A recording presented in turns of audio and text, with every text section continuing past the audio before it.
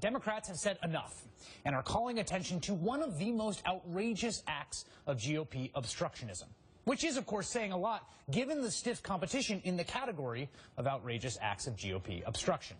By refusing to confirm the president's nominees, Republicans have effectively shut down the Supreme Court of labor law in this country, the National Labor Relations Board. And today, 201 House members sent a letter to Senator Mitch McConnell demanding that the filibuster of NLRB nominations come to an end. Without the NLRB, 80 million private sector workers will have nowhere to turn for legal protection. Hard-working Americans deserve better than Mitch McConnell's political stunts. A pillar of American justice is that if you don't have a remedy, then you don't have meaningful rights. Our Republican colleagues treat labor rights as toxic. They're wrong. If you don't have a remedy, you don't have meaningful rights.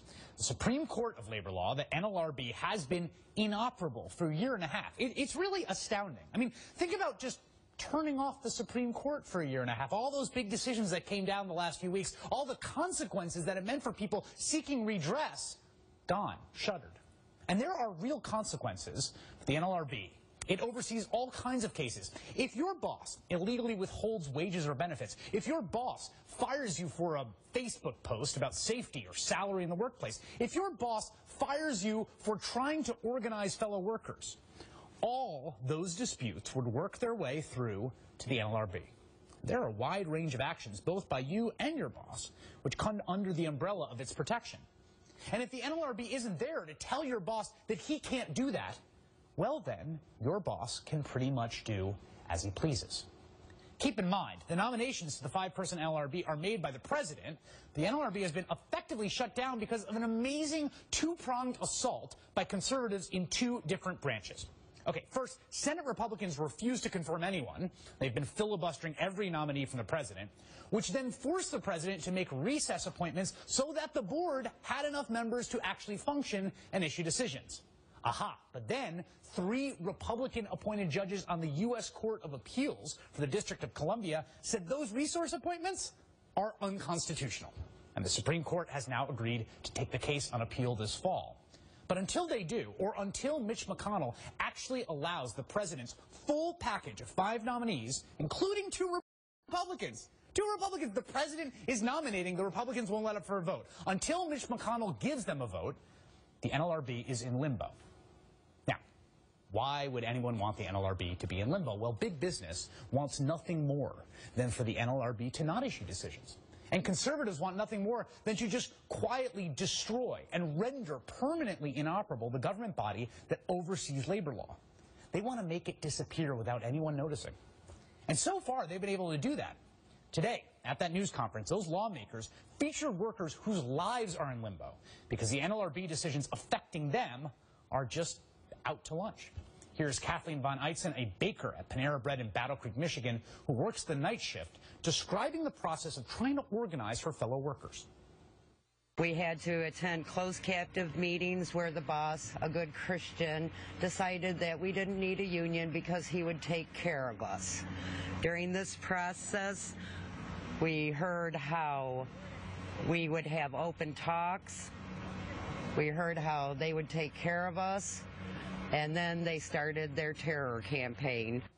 In March of 2012, those workers formed a union.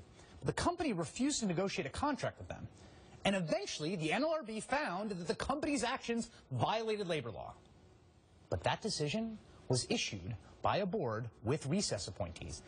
And the D.C. court has cast all of those decisions, all of them issued by the board that featured those recess appointees who were only appointed because Republicans refused to confirm anyone else. The D.C. court has cast all of those into legal limbo, meaning Kathleen and millions of other workers are out of luck. Joining me now is Congresswoman Linda Sanchez, Democrat from California, and Larry Cohn, President of Communications Workers of America. Congresswoman, I'll begin with you. Why now? Why did you send this letter today? Why did you hold this press conference? What is different now? Is this a breaking point? Well, we've just seen an incredible lack of cooperation between the Republicans and the White House, and this is just the prime example of how they are hurting American workers and American families by obstructing the normal business of our government. And I think this can't be allowed to go on. It's reached a point where people's lives are being ruined because of it. There are workers similar to Kathleen who have been awarded back pay and reinstatement in their jobs because of illegal things their employers were doing, and all that is in limbo until we can get NLRB folks confirmed. So we've just had enough. We want to apply the pressure. We want to let Minority Leader McConnell know that the American public isn't going to stand and take this. Larry, if viewers are watching this right now, and the NLRB sounds like an abstract body and a fight over nominees, and no one knows the names of these nominees, who these people are, probably don't even know this board exists or why it's important. What are the stakes for just average workers, and why should I care that the NLRB has been rendered inoperable? So two categories. First, you have 6 million workers, like the employees at Panera Bread, who are involved trying to have a voice at work, being able to bargain with their employers. There's 6 million workers covered who have bargaining rights by the board and by the regions of the board, not just the board in Washington. Those court decisions strike at all of the work of all of the regions.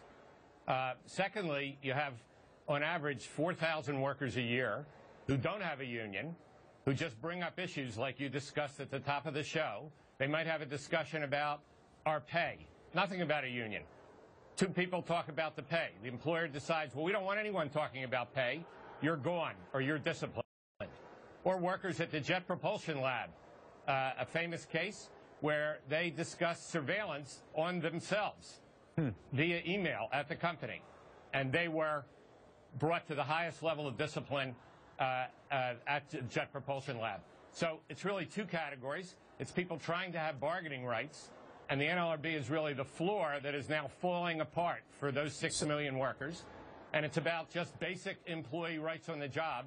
There is no other agency that focuses on rights on the job. So if you're a worker and you're a worker and something is done to you that is not right and is possibly a violation of law, you are the cop that you call.